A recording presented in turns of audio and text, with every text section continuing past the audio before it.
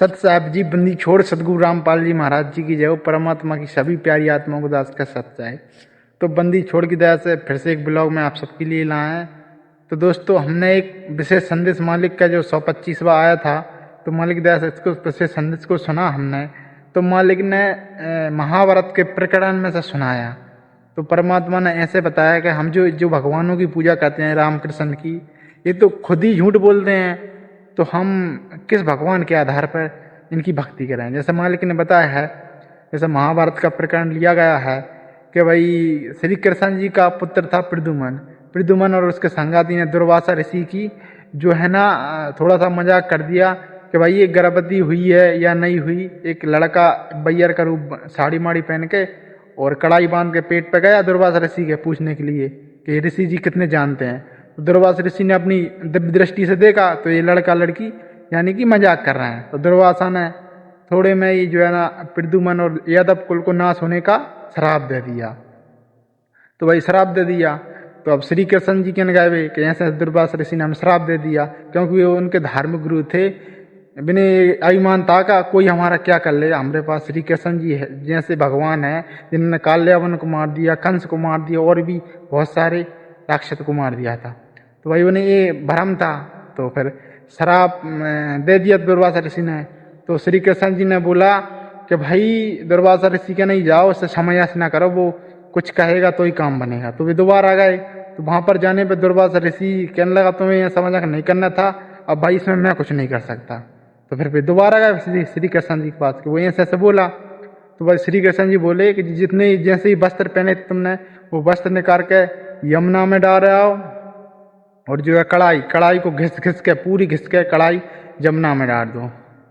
यमुना नदी थी ना, तो उसमें गए तो डाल दी। अब थोड़ी सी सबकी बारी बारी से घिसे थे, कोई ने पूरा घिस दिया। उसकी बारी आई तो थोड़ा सा कड़ी जो होता है ना उसमें कढ़ाई में जो कड़ा होता है जिससे वो करते हैं, तो वो थोड़ा सा घिस दिया, चिकना हो गया खूब चमकीला पदार्थ।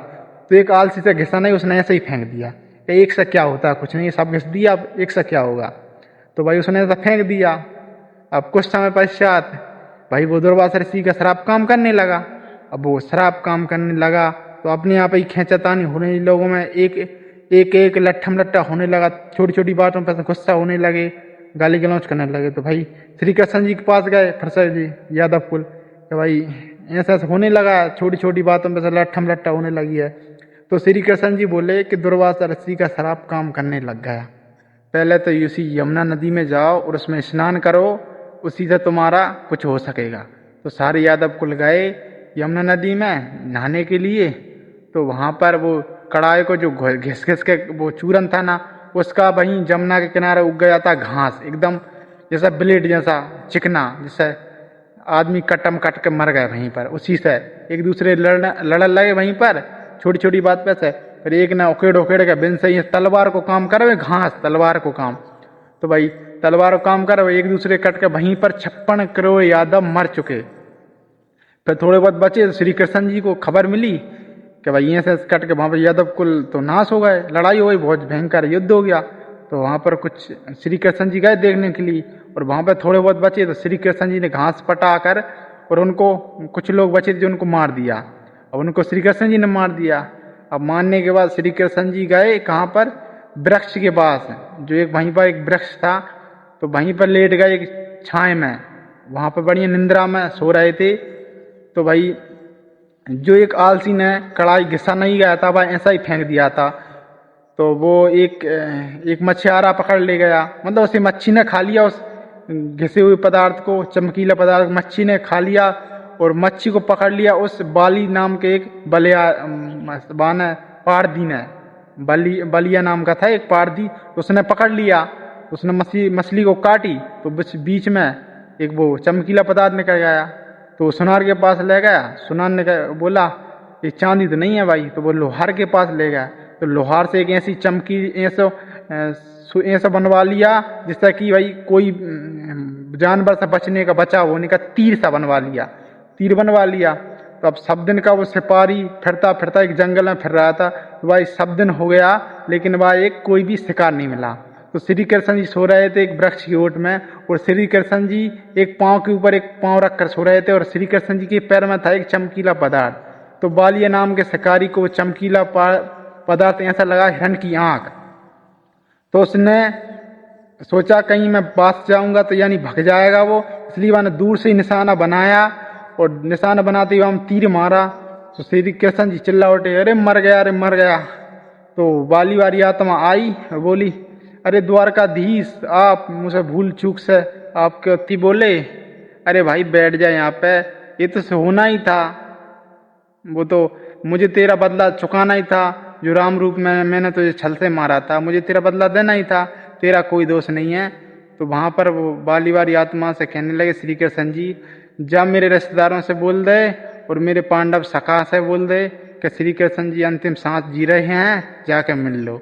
तो भाई वहां पर ऐसी अपने रिश्तेदारों को मिलने के लिए अर्जुन और पांडव आ ही रहे थे, तो रास्ते में मिल गए बाली वाली आत्मा को, बलिया नाम का जो शिकारी था।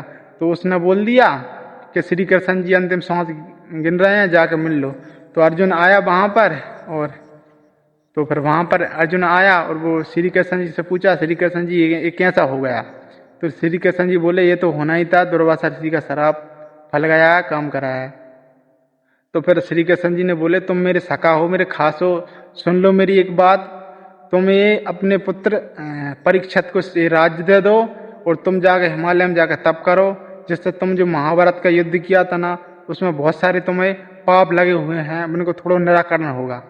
तो श्री कृष्ण जी, अर्जुन बोला श्री कृष्ण जी से कि भगवान पहले तो आपने महाभारत का युद्ध में करना नहीं चाहता, महाभारत का युद्ध करवा दिया, और बोले तुम्हारे दोनों हाथ में लड्डू हैं, अब तो कोई भी हाथ में लड्डू नहीं है, क्योंकि सारे को पाप, पूरे महाभारत को पाप मेरे ऊपर रखा गया, और अब राज भी नहीं भोग पाया मैं, ना हिमालय में जाकर तप करूं।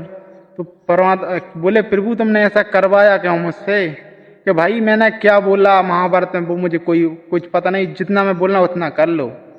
तो भाई ऐसा है कि जी झूठ पे झूठ बोलते हैं देवी देवता, इनका कोई स्थायी नहीं है, इसलिए ऐसी परमात्मा की भक्ति करो जिससे हम मुक्ति संभव है, वो परमात्मा वाले लाभ मिल सकें। तो मालिक की दया से आज की वीडियो में इतना ही, मालिक की दया से अगली वीडियो फिर लाएंगे, तब तक के लिए सत साहेब जय हो बंदी छोड़ की।